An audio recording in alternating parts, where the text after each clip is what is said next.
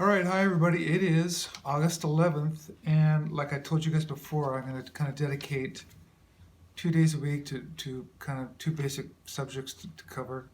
Today is, I'll call it Off Planet Tuesdays. So we're talking about UFOs and extraterrestrials, things like that. So I want to kind of give you guys just a basic overview, just to kind of start this thing rolling. And I want you guys to ask questions, and eventually, I want to have somebody that I can, discuss this with, like almost like on a panel or something. But I'll kind of sum up kind of a lot of the basic ideas that I've encountered, and kind of put these ideas together. Oh, for me, okay, I'm going to kind of give you a little bit of history as far as my research into UFOs. I was interested in things like that ever since I was a child. But like everybody else, we just thought it was science fiction. There's not a lot of truth to it. I never really put the connections together. But also at the same time, I got books on it, and I've read like a lot of real firsthand accounts. So kind of like I went, wow, there's something going on here. But as far as my real search into it, besides the Roswell crash, I started to research other things like abductions and things like that. And then it occurred to me, it's like, well, why are these people making up these stories? Is it just to get a little bit of for their 50 minutes of fame? So I did more research, and it's like, no, not necessarily, because there's a lot of these people, they went through hypnosis to recover some of these memories, things like that. And it started to add up to me. Like, there was a lot of connections. When someone else was telling a story about something very similar on the other side of the world, what happened to them, they were describing craft, things like that. So then I started to realize, pretty much early on, that this is a subject that it's kept secret. And at first I was thinking, well, that's because it's kind of it's like a woo. It's got the woo factor to it. It's like as if that's real. People sort of making fun of you because we're very much about proof. We always want proof and physical evidence, things like that. So okay, I'm gonna start to talk about actually just lately. I think it was about 2 weeks ago or something, a little bit longer. The Pentagon officially released some UFO videos. And they basically came clean and said, yeah, these are off-planet vehicles. They just admitted it. Okay, it's kind of like the start of full disclosure. There's been lots of soft disclosure over the years, like this and that, and through movies and things like that. But anyway, they made it official. So it's like, okay, they're going to come clean to a certain extent. I don't know how much. But I also realized, listening to a lot of whistleblowers about this very subject, that officially they don't want to, like our government in particular, don't want to have any official declaration of this, because it's going to create kind of an uproar, or kind of a backlash, because people are going to go, well, if you've known about it for this long, why did you keep it a secret? They're going to get that.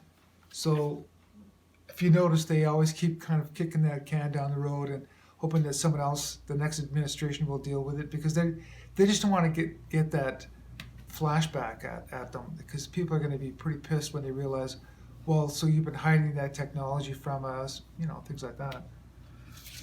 So anyway, during my research, I started to realize there was a lot more to these crashes and retrievals, and also a lot more to, I started connecting a lot of it to reverse engineered technology, because I started to realize there was a lot of technology out there that they're not explaining where they're getting it from, or just, it seems like nobody really invented it. They just sort of like, okay, we got lasers now, we got microwaves, just whatever. They started to come up with all these things with no real logical explanation of how they came up with this technology. So I started piecing together things like that about it as well. But anyway, so some of the videos that I came across over the years, was, for instance, the KGB files, because there's been crashes all around the world, and I'm not exactly sure why these vehicles crash necessarily. It's still under you know investigation. It's pretty hard to. There's a lot of different circumstances, but anyway, I guess in Russia around in the 40s, I'm pretty sure. I'd have to look it up again, but there was a crash there, and the Russians had, made some sort of deals with these extraterrestrials that they were dealing with, and to look them up, actually, what you can do is I think there's one. And someone did an interesting video about it in 2011. It's called Gray Alien, filmed by the KGB. You can look that one up.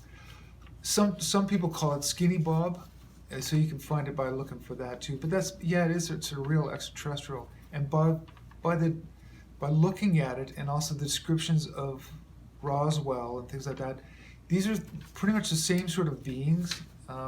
As far as I know, they're called Greys, and the Greys are very interesting because what they are, their actual body type is more of a. They've been called different things, like for instance, it's like a doll, or it's a biological robot. And in a sense, so are we too. But what's interesting with them is the consciousness that they have is more of a hive consciousness. And it's kind of like off planet.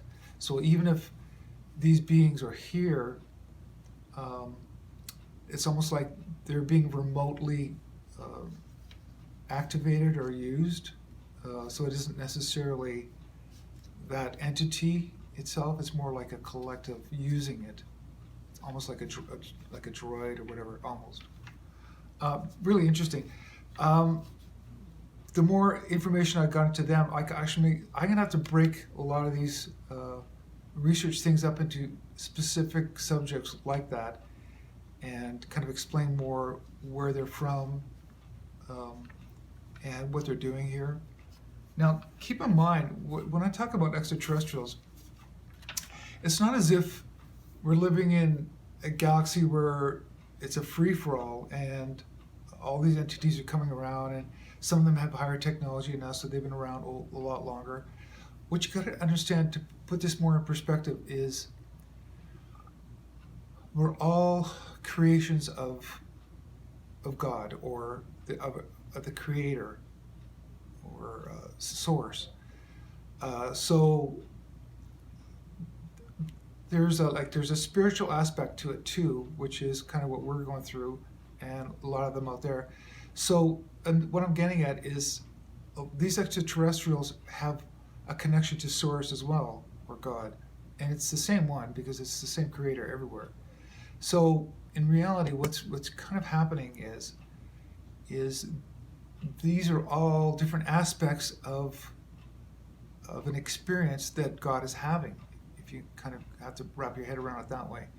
So whether they're from a different planet, that means they're still, they're not anything. Nobody's really above anybody necessarily. It's just they might have technological things that we don't have right here. But also that's kind of a bigger story, which I can't go into right now. But needless to say, I'm going to kind of just do a real simple explanation as far as technology is concerned. Technology is basically a lack of connection to Source, if you know what I mean. In other words, it's like, for instance, if you use a calculator, that means you can't think of all those equations in your brain, so you have to use a mechanism to do it. So that's in a sense what high tech is, in a simple way of explaining it. So for instance, spiritually, you could travel the universe, but if you can't, because you don't have a connection to that spirituality, well, you're gonna have to build yourself a spaceship. You know what I mean? So in other words, you have to use tech to do stuff that your spirit can do.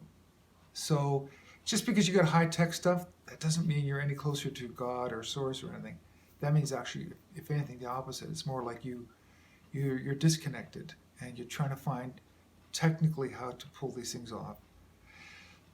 And also keep in mind that a lot of these extraterrestrials are not from our dimension. And I know I touched on it in some other videos away too, which means they might be on a different frequency. So in other words, if they came into our world, it's almost like they're changing their dial from FM to AM. So like they will appear if they change their frequency to AM, and then they can disappear. This is another reason why people have a hard time having physical evidence, because they go, well, I know what I saw, but it's not there anymore, and there's no physical evidence of it. So there's a lot of people having those experiences as well. So, but they are off-planet entities visiting Earth for particular reasons, and I'll go into a lot of that later on. Okay, so basically when I was doing my research, especially with the Russian KGB stuff, they actually had their own files, very similar to United States version of the Blue Book, which was their investigation into a lot of people's experiences over there with off-planet entities. So they were categorizing them. And I remember I came across, and I can't find it now, there's a lot of research that I did like 6 years ago, maybe even 8 years ago, that I saved on my computer, and then I go back to it because I favored that site, and that video is no longer available. That has happened a lot. So I'm just dealing with a lot of stuff that I remember seeing things about or read about, and that was one which was very interesting. Is there is an actual book by the KGB with, I think it was something like 68 known entities that they were categorizing them, and they were basically saying if they're malevolent or benevolent. So if you can find that, yeah, it's pretty interesting stuff. As far as the Blue Book is concerned, if you know any of that kind of research, it's very similar to like NASA, which is more like a disinformation and agency. Same with the Blue Book. They were basically trying to disprove, the existence of UFOs and things like that to the public. It's like having this public version of it.